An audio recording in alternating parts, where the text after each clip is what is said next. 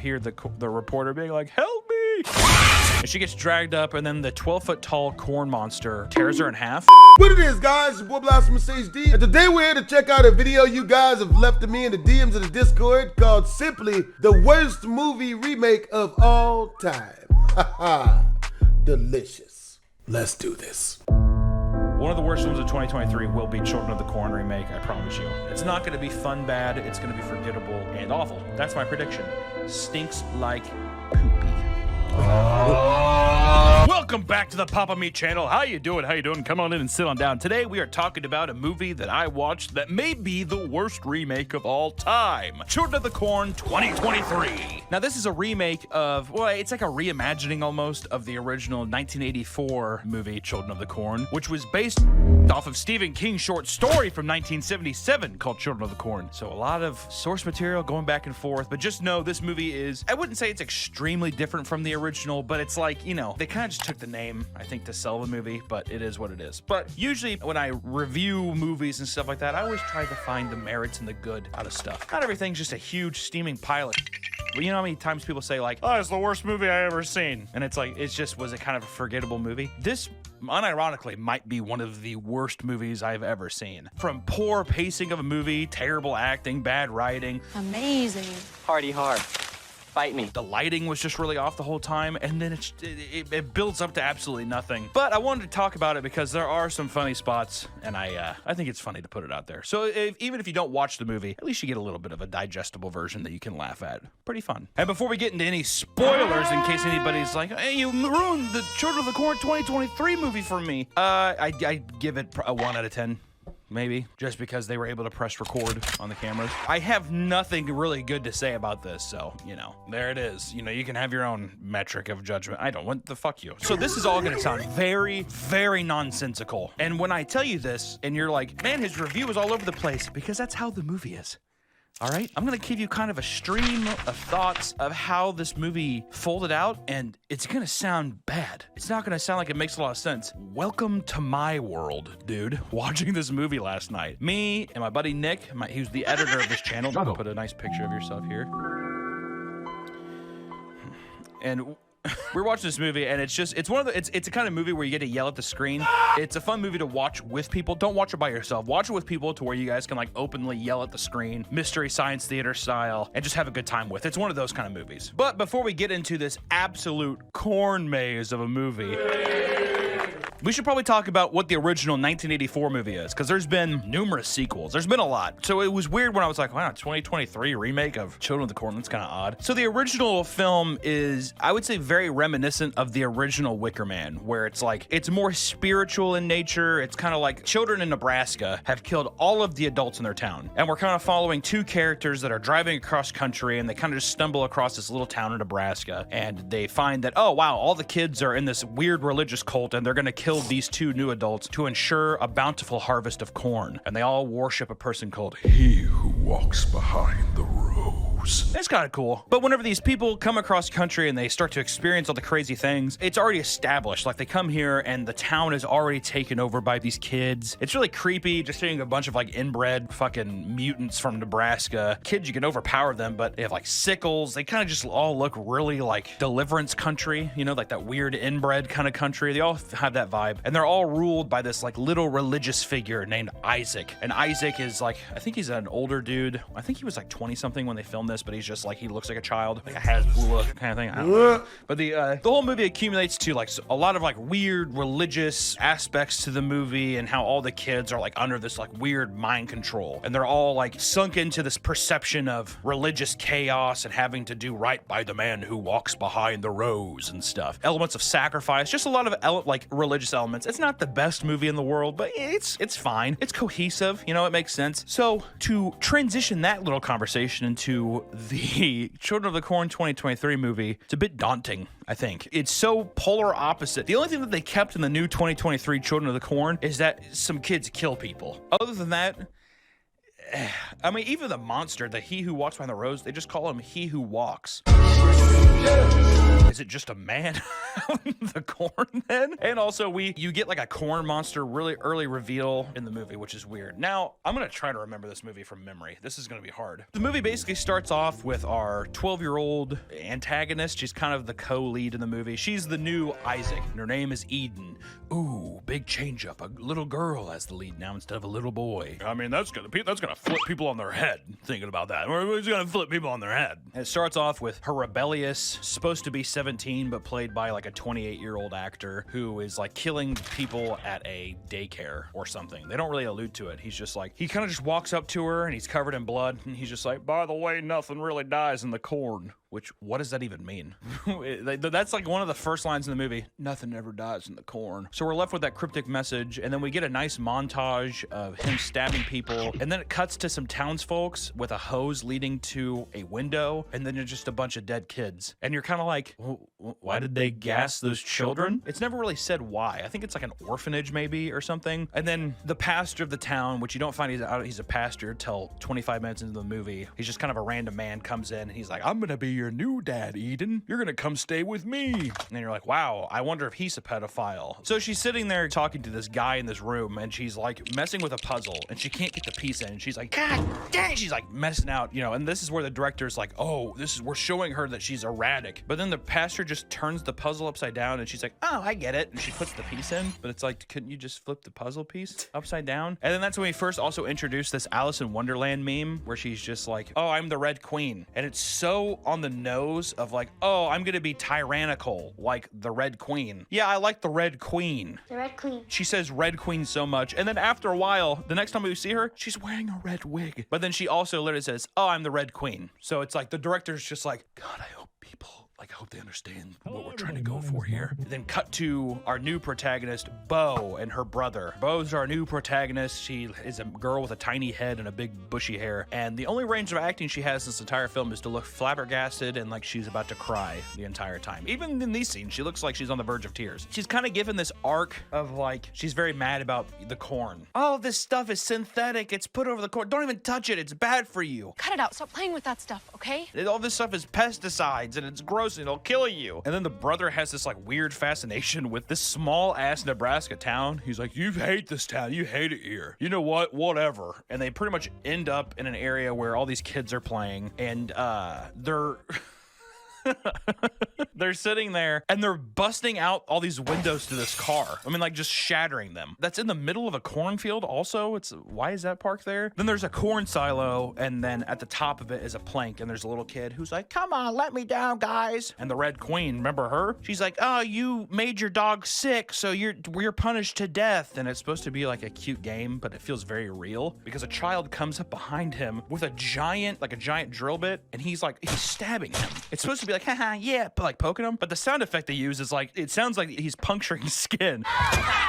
It's like, and he's like, ow, and everybody's laughing. Bo sitting there, she still looks like she's about to cry, so you don't know if what kind of emotion she's feeling here because she's looked this way the entire film. And then an older guy comes out wearing a hood, and he has like a fucked face or something, even though it just looks like a patchy beard. And he's like, what's going on here? What the hell's happening? What in friction are you doing on my grandma's car? What did you guys do to my grandma's car? The car that they busted out, and it's just like, why is your grandma's car parked out here? Anyways, he ends up being like, what's happening? What's going on here? And they're like, oh, we're playing a game. We're gonna push this kid off this fucking silo that's like 100 feet up in the air into a stack of corn stalks, which I don't, like, listen to anybody who didn't grow up around a farm or something, right? Corn stalks are hard. They're very thick. You could beat the shit out of somebody with a corn stalk. So for him to jump into that, I mean, I feel like he would just break every fucking bone in his body. It's not gonna be like a cushioned landing. It's gonna be like he's falling into a goddamn stack of steel bars, as it were. But before the little boy is able to be stabbed in the gut and pushed off this plank, Eden's like, light the corn stalks on fire and let him fall and burn in the fire. Which you're like, God damn, dude, Jesus Christ. Luckily, Bo's there to be like, hey, there's all these chemicals in the air. If you light that thing, this whole cornfield's gonna burn.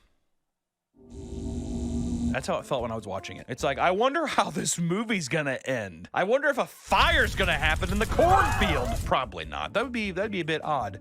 So Eden's sitting there. She kind of looks like a small Jay Leno. That's what I was thinking the whole time. Kind of looks like a tiny little Jay Leno. She's sitting there and she just gives like a meh. And then it just cuts. The scene just cuts, and now the fuckface kid and Bo are walking down the road, and they're just talking about memories. And it's like, okay, well, what happened with the kid who's getting stabbed in the spleen? But as Bo and her fuckface friend are walking down the road, they find like a rusty sword, and then the fuckface kid just says, "Oh, it's been a while since we've played pirates." And you're like, what? You just found a sword, and that's just supposed to... Remember when we used to play with this? Really? And then he just takes it and throws it in the cornfield. And once again, he's like, oh, well, I mean, times sure have changed with this sword. You know this. Anyways, I'm just gonna toss it in the cornfield. I know this movie's called Children of the Corn. I'm sure that sword will never come up again. So like back to back, it's just two giant like, hey, we're foreshadowing. This is what foreshadowing is. And as the sword lands into the cornfield, we get our first reveal of the corn monster, like the supernatural thing, which is fine, I guess. But it's like, wouldn't you want it to be a little bit more ambiguous of like, oh, are these children going insane? But no, it's just like, oh, no, yep, there's a corn monster. It wraps around the sword, which you're like, if that was the only visual of the sword and it would just serve that purpose of revealing the monster, that's fine. But she uses it to stab the corn monster in the head later. So we'll get to that soon. Then as Bo's walking away, she's by herself. There's like a fake out jump scare where the music goes completely silent and she's like looking into the corn. You can kind of see the corn monster in there, but it's blending in a bit. It was just one of those things like, why isn't the corn monster just attacking her? Why wouldn't that be? Is it because she's a kid? I don't know, but she looks like she's 37, but she's supposed to be 17 here. But we cut back into town and Bo is walking and we get the most obnoxious fucking jump scare of all time. What point? I couldn't even hear what the brother said. He was just like, bah, bah, bah, bah, to the sister. He says something, but it's mixed so loud that it's the most obnoxious jump scare. Were you just tracking your sister from the cornfield all the way back here without saying anything to her just to do this jump scare in the neighborhood? Okay. But this is where we get a lot of exposition. We get a lot of really boring backstory. This brother once again is like, this town, no one even cares about this town. It shows all these like businesses that are closed down and stuff. He's like, no one cares. Dude, who gives a fuck? No one's gonna open up the feed shop again. How are we gonna feed our ducks? And then you see a shot of them. I think it's their mom. You see some people in a truck and it's like, is that their mom and their dad? I don't know. Anyways, you see Bo and her angry brother's dad walking into the town meeting, and Bo's like, well, let's go in there and see what's going on. And basically the town meeting is the dad says that they're gonna subsidize all the corn and that they will be planting corn no longer because the corn is dead, it's dying. So the whole subsidization, which subsidization is the government pays you, is basically the whole thing. But the government would be paying them to not grow corn. They don't really say what's gonna happen with all the fields. They're just like, the government will pay us to not grow corn, which I'm not a farmer, so maybe this is some real shit that I don't know, but it just sounds odd. They don't say like, yeah, they're gonna be putting in malls or like new stores, and that would be a disruption to the rural nature of their town. No, he's just like, yeah, the corn's dying, so they're gonna subsidize us not to grow corn. No more corn, we get paid for it. And everyone in town is just like, I would love to not grow corn. The amount of times they say corn in this scene is really, really funny. Corn. The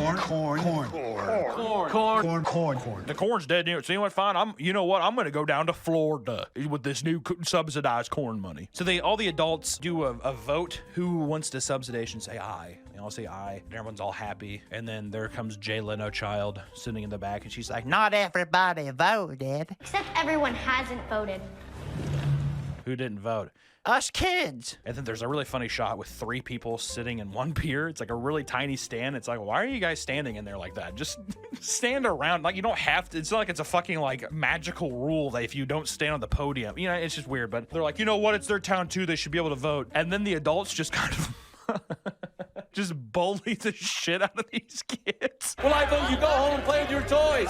Okay, little girl? And the best part of this bullying process is they're all like, oh, you're all babies. What would we ask you? And they're like laughing in their faces. It's really funny.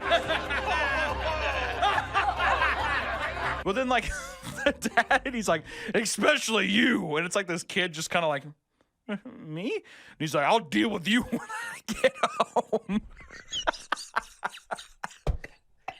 You just wait till I get home. You just wait, boy. Yeah, that part is so funny. So yeah, they're all pissed off now, and then the only people that really have anything against it is the pastor, who's just like, oh, religious stuff.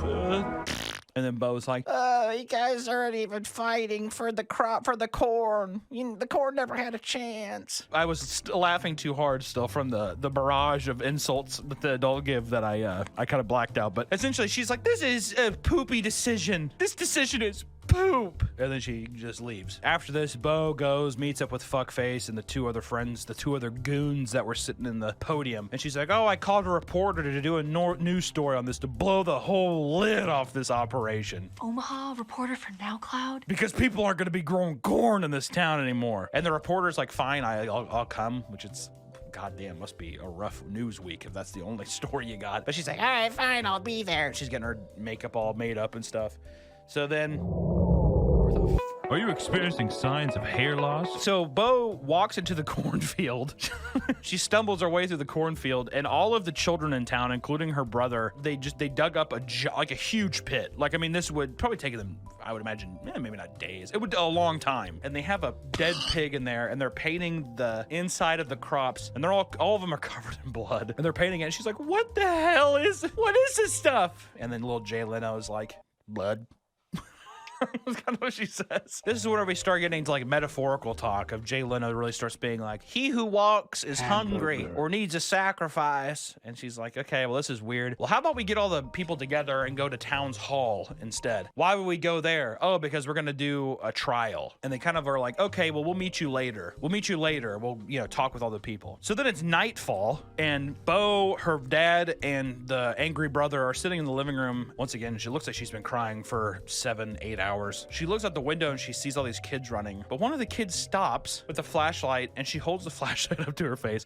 Granted, 100 yards away. I mean, far. Imagine somebody a football field length distance from you. Like, what are they doing? She shines a flashlight up to her face, and they do that really cheap thing that a lot of like found footage movies do, where like they stretch where they do this. She holds the flashlight up to her face and she does that abruptly.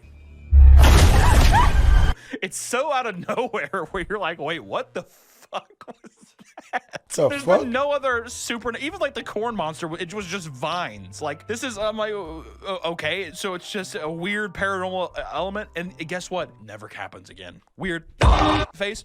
Never again. Doesn't happen again. Pretty fun. This causes her to basically freak out. She starts looking around. She gets all scared. She cries a little more. It's 9 o'clock when that scene happens, and then there's an hour-and-a-half time jump. Really got to make sure that you show that it's 10:30. That hour-and-a-half is important. And the dad is chained up, and they go back to Town Hall. The kids take him to Town Hall, and they hang the guy that was laughing with people, so the little kid's face. They hang him. So to have this like major jump, and at this point you're just kind of like, why are the kids mad? Really? I mean, they got bullied a little bit, but is any of this really justifiable? None of them also see that manic. It just seems like a bunch of suburban kids that are just like, we're mad. It's very odd. And then to even have the idea that like every child in town overpowered all of the adults that were around. Really? So after the guy gets hung, they take over the police station, and all of the adults in town are in a jail cell. Every single adult got overpowered by a child. Even if they had weapons, you might get stabbed or whatever, but could you not just gang up on like a couple of, I mean, like, I feel like, whatever. So Fuckface, Crybaby, Bo, and 2 irrelevant girls are standing there, and Bo really feels like she needs to take action whenever her dad looks at her and says, Bo,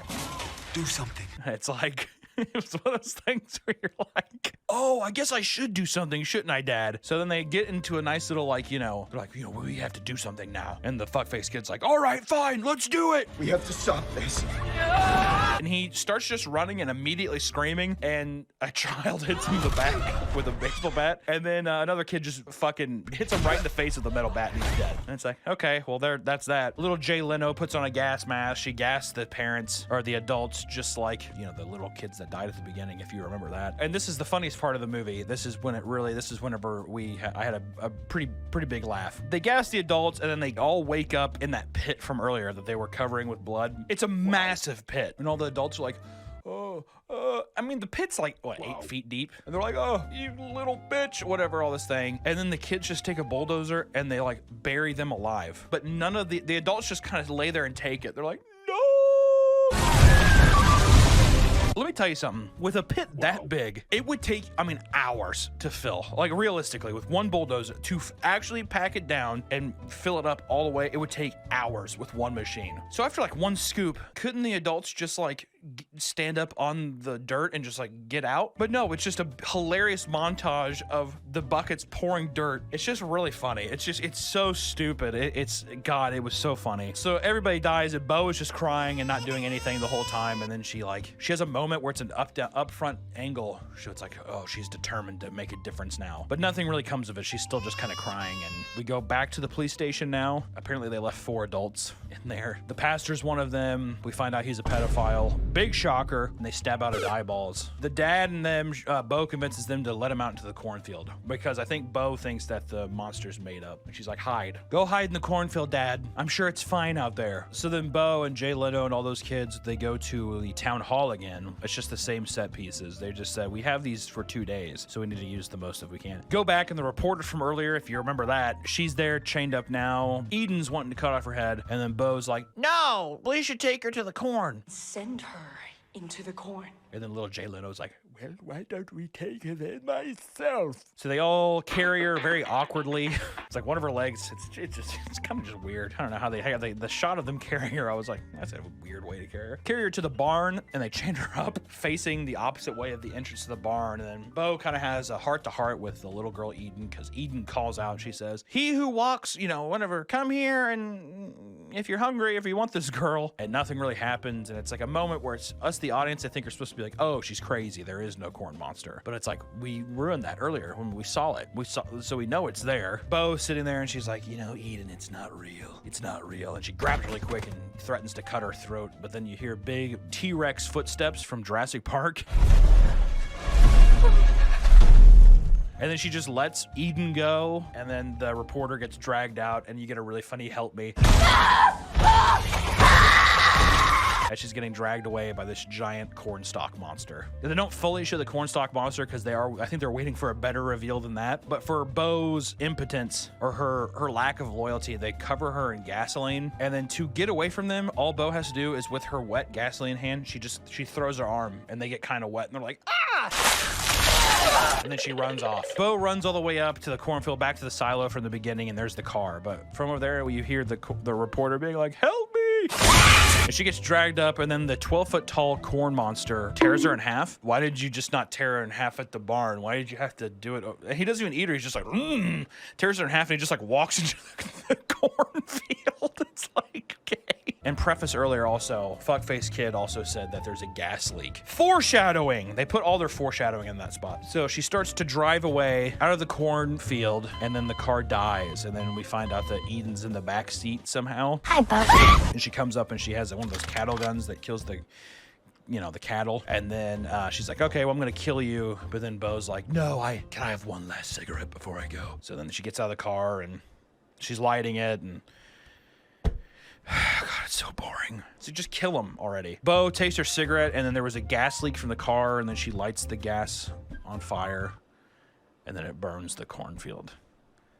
The cornfield gets set on fire, and then you see the barn explode, right? But it's thousands of acres of land, and not that much is on fire. And then from out of the cornfield, the corn monster is like on fire, and he's like, "Urgh." And the girl's all upset, Eden's all upset, little Jay Leno is like, oh, dang it. So they both walk into the cornfield together while it's on fire. And then when it cuts to them on fire, like the whole landscape is on fire, and all the children just kind of show up at the end. And then nothing happens. We cut to, it's a literal cut. Bo is in the burnt cornfield and she sees Jay Leno's ring. And then she like sympathizes. She feels bad for this like horrible little girl. But then she sees Eden's boots and Eden's face is all melted off and her head busts open and corn attacks her. Don't worry, Bo. Nothing ever really dies in the corn. And that's the end of the movie. Nothing ever dies in the corn. Remember that line from earlier? But there's just a lot of questions. The angry brother, there wasn't any resolution as he's just still angry. What happened to all the kids? Why is there no firefighter, even from a town over? Think about an entire cornfield, how much smoke that would cause. That would be national attention, or like at least like statewide attention or something like that. It was just really funny. I hope the clips can justify how funny this movie is. I wouldn't recommend, it's not funny enough bad, but if you're with some like buddies and you are drinking or something like that, and you want a movie that you can just like like banter with. I think that this is like a funny movie. It's very upsetting just because of how stupid it is. But be warned, my friends, this is one of the most boring movies I've ever seen in my life. I think it's the worst remake reimagining I've ever seen. I remember one of the questions I even said was Winnie the Pooh Blood and Honey better than this movie? And I was under the impression it was. Children of the Corn 2023, I think it is going to be officially the worst movie of the year. We're still kind of early into the year, we'll see, but wow, horrible. Well, there you have it, my peoples. Children of the Corn remake. Don't go watch it. Make sure to comment, like, and or subscribe. It's your boy BlastphamousHD. Twizzles.